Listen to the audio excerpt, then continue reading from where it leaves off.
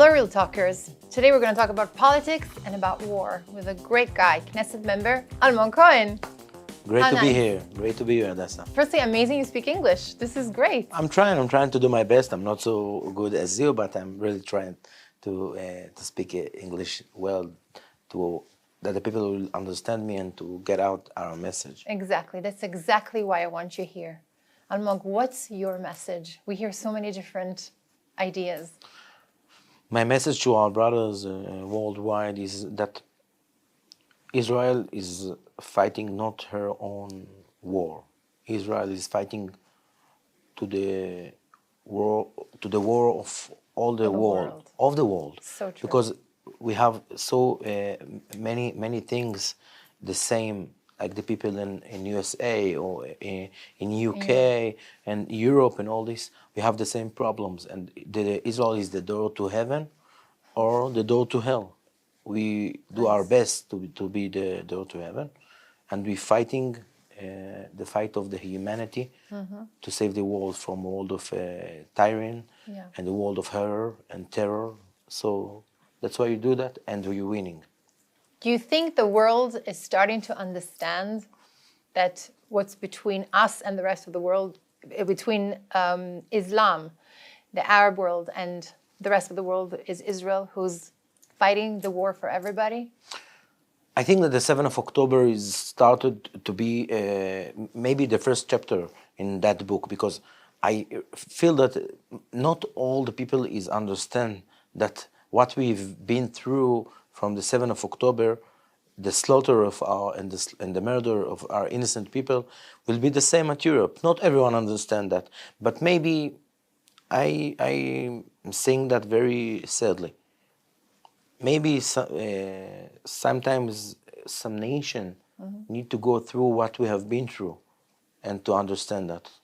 I hope that it won't happen. We won't let that happen, but still, Europe has been made a big mistake that she opened her door to the immigrants, and now they are paying the price. But they have to understand this is not the max price. The price will be very, very higher. I like how you say we won't let that happen. Like, we're going to protect them, Europe. We're gonna protect them because we have the same interests. Yeah, we have the same interest. We are liberal here in Israel. We love the life. We love our family. We believe that the world is be a great and better place without that terrorist.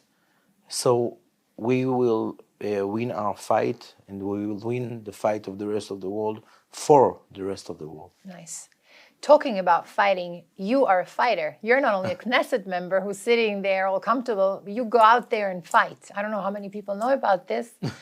And you fought on October 7th. Yes, I'm not a fighter. I'm just a father. And on that morning, that horrific morning, that terrible morning, sorry, the Nukhba forces, that is actually the special forces of the Hamas, was knocking on our door in my city of Fakim. They reached 400 meters from my home, and when I heard that alarm, I took my family to the shelter, and then after maybe 20-25 minutes, started to hear shooting of an MK-47. I was served in the Special Forces for 11 years, so I know that sound very good. You're in the Police Special Forces? Police Special Forces, yeah. The Yassam unit, it's called. Which is a top unit? No, not top, but very good unit, yeah.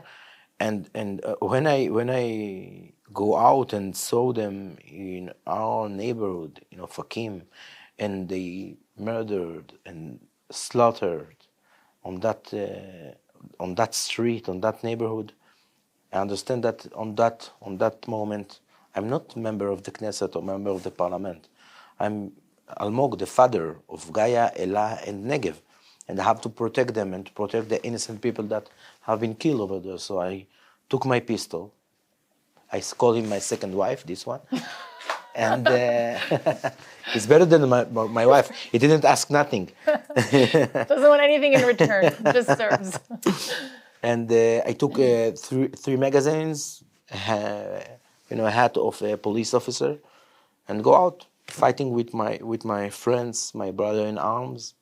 We have been a lot of casualties over there, a lot of injured people. How long were you out there fighting? The fight itself have made maybe about 2.5 hours.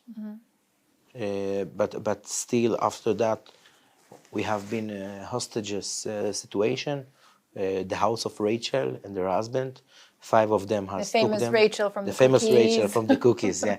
And Whose husband passed away. her husband passed away in the last week. This is the post-trauma casualties, I call them.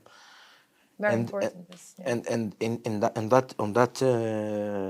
when we understand that we have hostages over there and 5 hostiles inside the home, we are freezing the fight and call the negotiation team, the counterterrorism unit, the Yamam, amazing team. And Yamam is also police? Yamam is also from my police, my colleagues. And after about 14 hours, 14, sorry.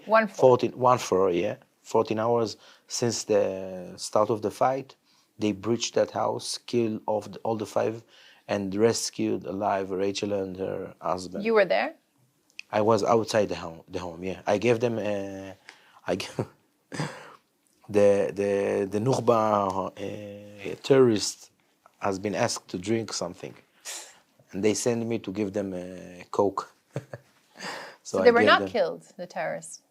No. In the start of the battle, when we freeze down the battle, they ask for drinks. We ask for negotiation with them, and they ask me to give them drinks. I give them a Coca-Cola, but they ask, no, we want 0.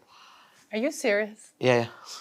No, this is unreal. That's what happened, and after a few hours, the Yamam has been breached the house, kill all of them. So yes, I fight, and my brothers fall over there. Are your children proud of you? My children, they are too little to be proud. They are more about nightmares. Oh, Daddy, maybe the terrorists will kill you and all that. Yeah. But I'm really proud in my friends, in the citizens of Fakim, the police officers and the citizens. My brothers fall over there, but they didn't fall alone. They fall with the gun, with the pistol in their hands. And they didn't fight alone. We didn't fight alone. Yeah. And we go there, and we felt that something is pushing us in our back. That was an amazing feeling, because this is a very irrational thing to run to the fire. Exactly. Because you're gonna die, and when we reached there, we saw all the corpses of our friends and colleagues. So okay, I'm gonna be the next. But we felt something pushing us in our back, and I think it was of course, God, and our brothers worldwide. I thought to myself, okay, this is the 9/11 of Israel. Right. And from here, we have to rise, and we have to kill all of them, and we will kill them. Don't worry. This is amazing. This is, I think, the difference in Israel. A member of the Knesset, also a fighter. You're all active on the ground, and it's an amazing image for the rest of the nation. Otzma Yehudit. Otzma Yehudit, yes. Where are you going? What's your goal? You're very outspoken. You're hated. You're loved.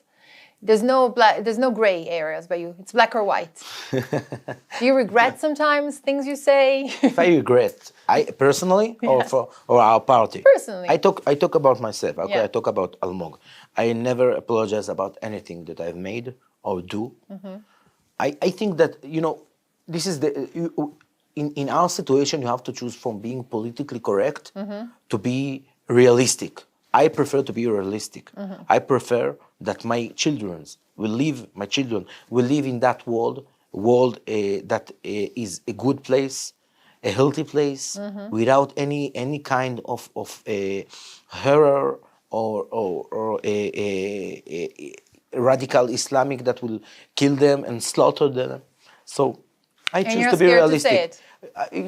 I have to tell you, Hadassah, I'm not looking for everyone to love me. This is not my goal. Right. I don't feel necessary about it, but I really feel that my kids and the people who send me to that mission to present them in the Israeli parliament have to love me, and they will love me if I will look to their problems in the eyes and solve them, not to run away from them, because we've tried in so many years, all the time.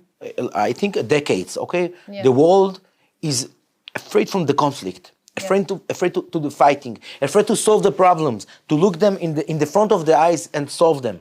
And yes, I here to look them in the eyes and solve that problems. So you are saying whatever you think, and you're taking the responsibility, and you're facing all the possibilities that can happen, from that. You're not scared. You're just going straight I'm not into scared. I'm not scared. I'm scared only for my wife. Which we salute today. We love you. Amazing. There's so many kids who really look up to you because they love you. What's the relationship with you and Itamar Ben-Gvir? What's the relationship? Relationship. Relationship is good. Love and hate, husband and wife? Yes, exactly like husband and wife. But I have to tell you, I think this is very healthy relationship, because if the relationship will be always good and good and good and good, I think this is, this is fake. This is fake one. This is not real, good relationship. Yeah. I think we are agreed in some topics and others not. But it's okay. It's okay. It's okay to be there. I think this is. You are similar. We are similar, but we are also different. We have things that we are see it in the same perspective, and others not. But it's okay. This is not Yesh Atid. We are not dictators. Okay, yeah. Everyone can think and everybody knows your love for Lapid. Lapid, the great spoker, and I think that this is the right way. This is the new politics. The new politics is to say what I feel, You're not a Donald what Trump I guy. should say.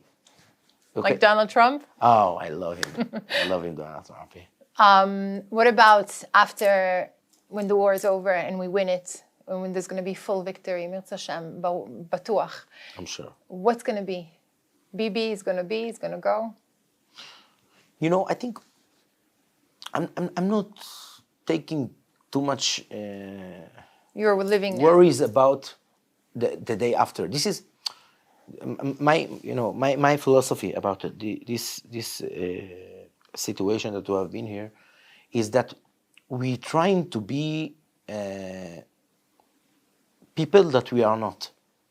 What I mean here in the Middle East, you want to be in the New Age world, but you have to understand that you are surrendered in the Arabs, yeah. And you are surrendered with them. Yeah. And this is a jungle. In the jungle, if you don't in the jungle, you don't talk about the day after the war. You talk about the war. To survive. You're trying to survive. You're trying to kill your enemies. Yeah. And I think that this is a very big mistake of many politicians here in Israel, that they're trying to solve the problems in the future before they solve the problem right now. Let's solve that problem. I promise you, come here and talk to whatever you want. But now I have to tell them, to our enemies, I'm here for you. I'm here to kill you. I'm here to make you surrender. I'm here to make you suffer after what you made to us. And, the new world is, the wannabe new world is very afraid from the world vengeance. Yeah. I think this is the most humanitarian thing to do, to vengeance after what they made, after they rape a woman, after they cut the head from our babies. That people still deny, exactly. The people still deny that. Denying. Okay. I'm from Italy. They're still denying some. Some people are still denying it. There's no proof. I think that in the next weeks there will be proofs about it, no doubt, undisputed proofs. But I think that after what they made to us, and they burn house while the family inside and rape women and cut the head of babies like barbarian. On that morning, I have to tell you that story. On that morning, we understand that we with the pistol we don't have a long range with the pistol. Right. We have to make them a close contact. So I scream to them, ta'alu, ta'alu. In Arab, this is, come on, fight us. If you are a fighter, come kill me. I'll try to kill you. The best will win. They didn't come to us. They were always looking to reach from from house to house, from home to kill innocent people. So yes, I want vengeance. Okay, I think this is the most humanitarian thing to do, and if we won't do that, this is knocking on Europe doors. This is coming soon, and when it will come, everyone will be shocked. Yeah, I promise you. Right. So there is going to be victory till the end. Rafa, you were saying go in and eliminate Hamas, not leaving even one alive. Yes, we have to, because if we take the Gaza Strip to like the human body, okay, the legs is from in the north and the head is in the south, okay? If you want to kill that, we have to cut the throat. Yeah. The throat is in the south, in Philadelphia, in Rafah, Yeah. okay? And all the ammunition and all the bad things that's coming to Gaza, they didn't come from the north or from the west, okay? Coming from Rafah. From Rafah, yeah. So we have to take care of that, because otherwise in 10, 15, 20 years, the 7th of October will be there again. I just want to finish off with 2 words about religious people going into the army. The yes or the no. I say yes if someone didn't learn Torah. I think he can help in the army. I think we have a lot of challenge as a nation and as people, and we have to get some help. You need them. We have to take them. They have to help. Although you do agree that those who are studying, those who are studying can stay study. Also help us. Because I think that on that morning we felt that God is next to us, and our brothers didn't die alone. They died with God next to them. But still, if someone doesn't learn Torah, come next to us. Come next to us and fight with us. That's amazing. This is the most, I think, important thing. That's amazing. Almog, you're so inspiring. I'm so happy that we finally met. Thank you. Keep battling, keep screaming. Screaming and biting, whatever you need. You are with you, and we'll see soon where you're going to go. We're going to follow you. Thank you so much for coming. Thank you, Miss. Giving us your time. Great honor for me to be here. I hope you're inspired. Almog Cohen from Otzma Yehudit, and I'll see you next.